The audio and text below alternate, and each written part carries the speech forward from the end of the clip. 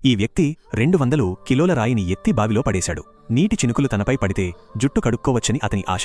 కాని నీళ్లు దూరంగా పడటం లేదా అతని బట్టలు తడవటం జరిగేది. అయినా అతను వదలలేదు.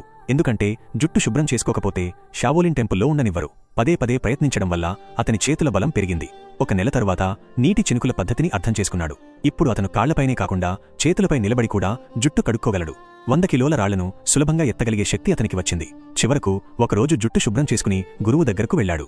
కాని అతను విగ్ పెట్టుకున్నాడని గురువు కనిపెట్టాడు. గురువు ఆ విగ్ తీయడానికి ప్రయత్నించగా 1 నెల రోజుల కష్టం వల్ల వచ్చిన వేగంతో అతను తప్పించుకున్నాడు.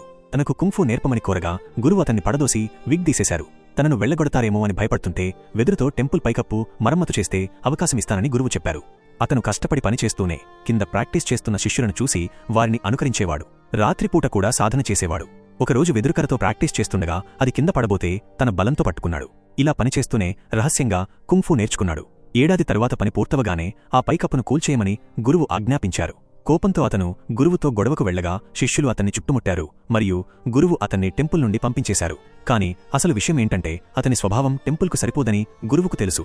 అందుకే టెంపుల్లోకి రాకుండానే అతను కుంఫు నేర్చుకునేలా గురువు ఈ ఏర్పాటు చేశారు.